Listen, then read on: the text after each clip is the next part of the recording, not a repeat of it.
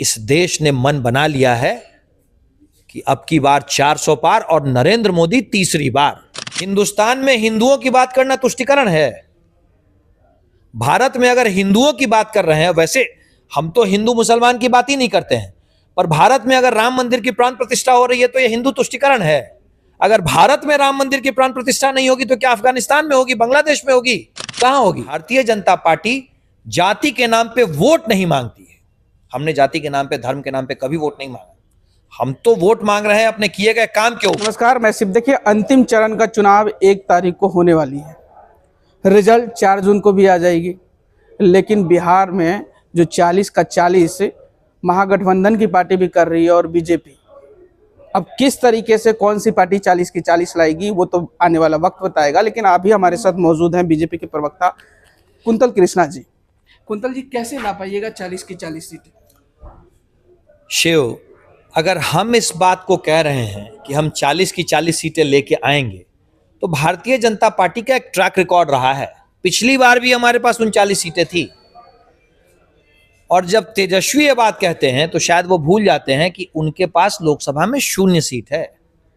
हमें 39 से 40 जाना है, उन्हें 0 से उठ के पहले 1 पे आना पड़ेगा। भारतीय जनता पार्टी पिछले 10 साल में अपने किए गए काम के दम पे चुनाव लड़ रही है और हमारा काम दिख रहा है, हमारा काम बोल रहा है। आयुष्मान कार्ड, ना कोई धर्म देखता है ना कोई जाति देखता है। 5 किलो अनाज, ना कोई धर्म देखता है ना कोई जाति देखता है। गरीबों को बनने वाला आवास, 40,000 किलोमीटर नई सड़कें, 700 के करीब नए मेडिकल कॉलेज और अस्पताल, हर तीसरे दिन खुलता हुआ एक नया विद्यालय, दर्जनों नए IIT IIM। ये सारी चीजें हैं जो आम जनता की जिंदगी पे इंपैक्ट करती हैं। 2014 में जब हम सरकार में आए थे तो हमें एक लचर अर्थव्यवस्था मिली थी। देश की अर्थव्यवस्था का क्या आलम था हम नहीं बता सकते। वैश्विक महामारी कोरोना भी हमारी सरकार ने देखा।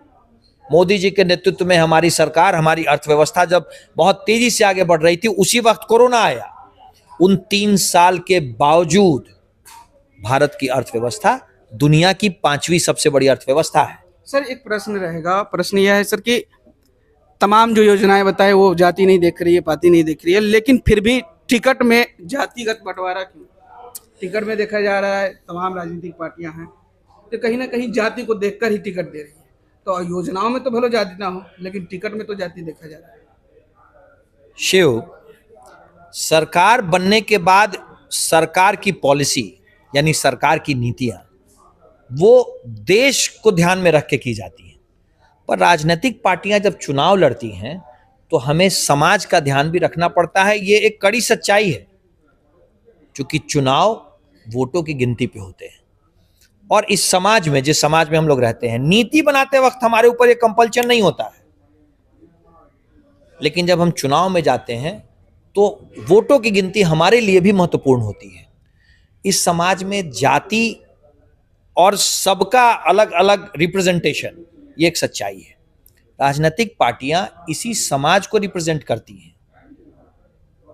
और जब समाज के रिप्रेजेंटेशन की बात आती है तो समाज के हर कोने को रिप्रेजेंट कराना पड़ता है, उनको रिप्रेजेंटेशन देना पड़ता है।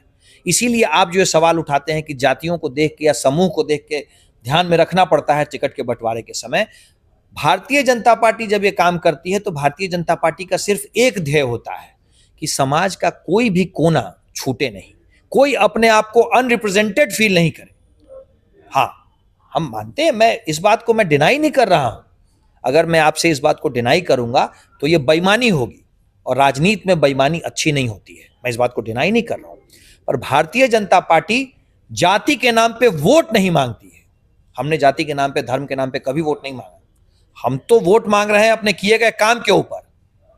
हाँ, राम मंदिर की बात आएगी, इसके बाद अगला सवाल आपका शायद वही होगा।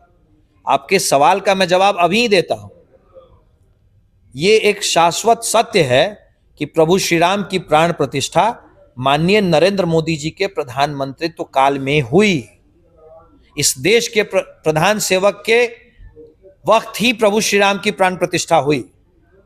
किसी भी व्यक्ति के लिए गौरव की बात होती है कि वो उस महान आयोजन के होस्ट बने।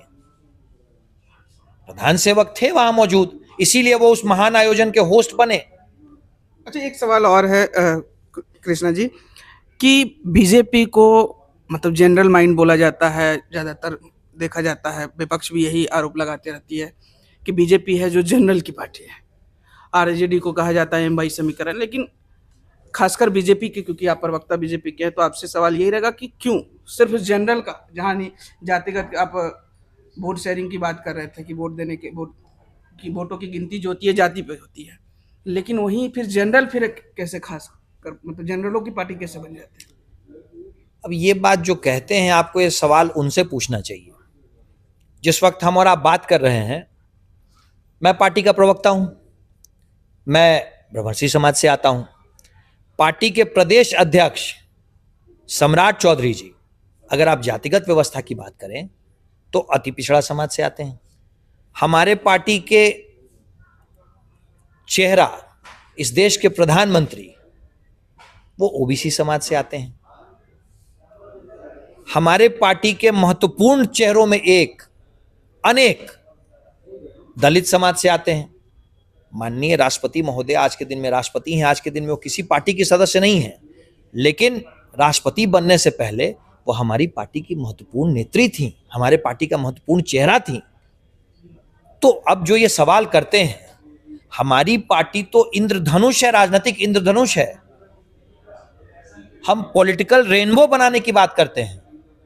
आप खुद बताएं, जो लोग इस बात को कहते हैं, उन्हीं से आपको सवाल पूछना चाहिए। राजद के विषय में यह कहना सही है, क्योंकि राजद में पार्टी की हर गतिविधि सिर्फ और सिर्फ लालू परिवार के इर्द गिर्द घूमती है, और लालू परिवार की हर राजनीतिक गतिविधि मुस्लिम तुष्टीकरण के इर्द गिर्द घूमती है। लालू प्रसाद के लिए राजनीतिक प्रसाद सिर्फ और सिर्फ उनके परिवार और उनके परिवार से संबंधित लोगों के लिए है, और लालू प्रसाद की हर राजनीतिक नीति मुस्लिम वोट और मुस्लिम तुष्टीकरण के लिए। मोदी जी पे भी तो आरोप लगते रहता है कि हिंदू तुष्टीकरण मोदी जी करते रहते हैं। ये आयुष्मान कार्ड क्या हिंदू और मुसलमान देख के बनाए जाते हैं? भाषण में तो जो जिस प्रकार से भाषण में खुले तौर पे मुस्लिम के बात की जाती है, उसको लेकर कही जाती है कि मोदी जी हैं जो मतलब हिंदू तुष्टीकरण करते रहते हैं, स्पेशल हिंदू को टारगेट करते हैं। हिंदुस्तान में हिंदुओं की बात करना तुष्टीकरण है? भारत में अगर हिंदुओं की बात कर रहे हैं, वैसे हम तो हिंदू मुसलमान की बात ही नहीं करते हैं, पर भारत में अगर राम मंदिर की प्राण प्रतिष्ठा हो रही है तो यह हिंदू तुष्टीकरण है। अगर भारत में राम मंदिर की प्राण प्रतिष्ठा नहीं होगी तो क्या अफगानिस्तान में होगी, बांग्लादेश में होगी, कहां होगी? भारत में बहुसंख्यक समाज जो है उसकी बात करना हिंदू तुष्टीकरण है। यह तुष्टीकरण शब्द ही कांग्रेस और कांग्रेस के साथियों की देन है। हम तो सबका साथ, सबका विकास, सबका विश्वास की बात करते हैं, और यह बात हम नहीं करते हैं, हम इस चीज को जीते हैं। भारतीय जनता पार्टी इस चीज को जीती है। हम जब जब सरकार में आते हैं, हम सबका साथ, सबका विकास, सबका विश्वास करते हैं। एक मतलब सवाल रहेगा कृष्णा जी कि बीजेपी अपनी बातों पे अडिग रहती है, हाँ या नहीं? बिल्कुल। तो अगर अडिग रहती है सर, तो अमित शाह भी अपने एक बार रैली में कहते हैं कि नीतीश जी हमारे तरफ नहीं आएंगे, उनके लिए दरवाजा बंद है। जेपी नड्डा ने भी कहा था क्षेत्रीय पार्टी को लेकर, लेकिन फिर देखा जा रहा है कि अभी मतलब नीतीश कुमार आपके पार्टी में शामिल हुए हैं। फिर देखिए, पार्टी के निर्णय और एक परिस्थिति के बाद लिया गया निर्णय, ये दोनों अलग अलग होता है। मैं बिहार की बात करता हूं। पार्टी का यह नीतिगत निर्णय था कि हम कुछ लोगों से दूर रहेंगे, पर जब बिहार का सवाल आ गया, हमने एक निर्णय लिया जिसके कारण बिहार में फिर से जंगल राज धीरे धीरे स्थापित हो रहा था। नीतीश कुमार जी को इस बात का एहसास हुआ। भारतीय जनता पार्टी कभी नहीं गई थी नीतीश कुमार जी के पास, हम तो अपना संघर्ष कर रहे थे। नीतीश कुमार जी को जब यह एहसास हुआ कि उनकी गलती के कारण बिहार में फिर से जंगल राज आ रहा है, फिर से भ्रष्टाचार वाला राज आ रहा है, नीतीश कुमार जी ने इस बात को उठाया, और जब बात बिहार की आई तो हम अपनी नीतियों पे पुनर्विचार करने बैठ गए। एक कारण तो आप पे ये भी लग रहा था कि बिना नीतीश जी के 40 का 40 टारगेट थोड़ा इम्पॉसिबल लग रहा था। हम तो संघर्ष करने के लिए तैयार थे। अगर ऐसा होता तो हम जाते नीतीश जी के पास। हम तो संघर्ष कर रहे थे, हम तो नहीं गए।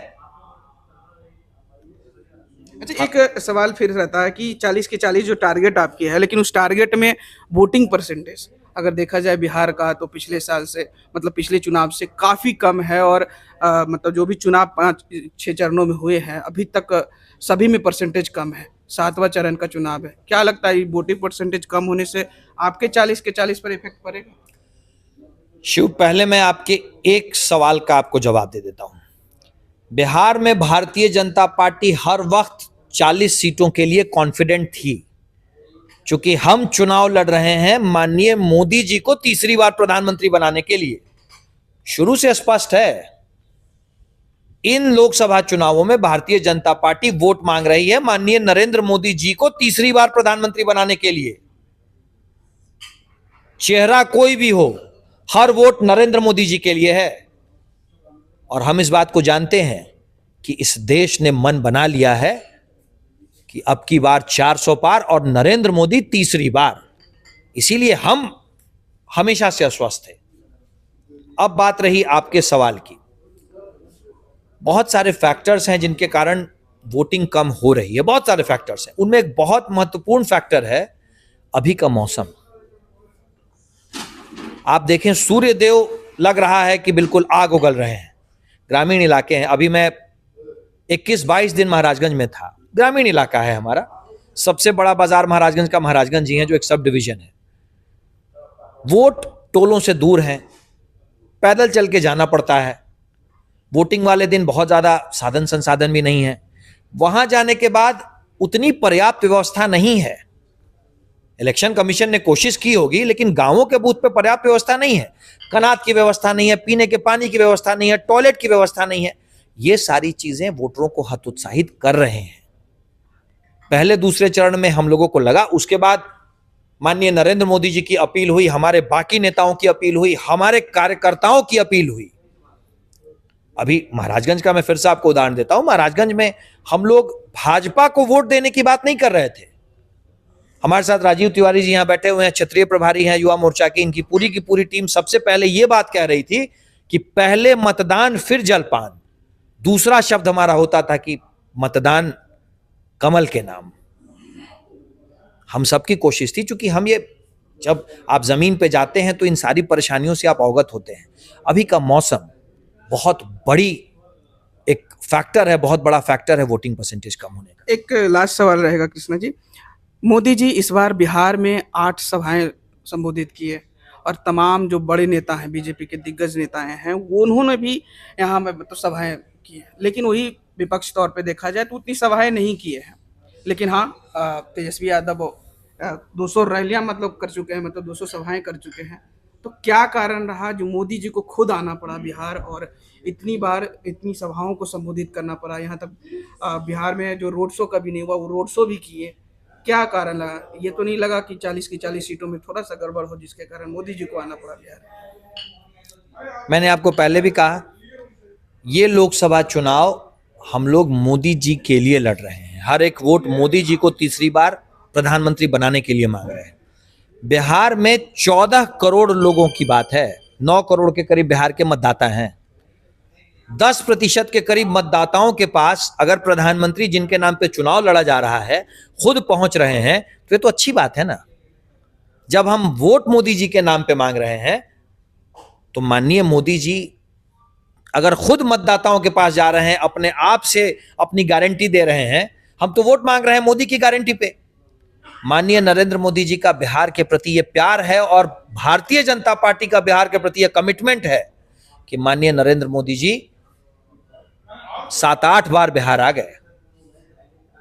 ये कमिटमेंट है हमारा बिहार के लिए कि बिहार अब बीमारू राज्य नहीं रहेगा।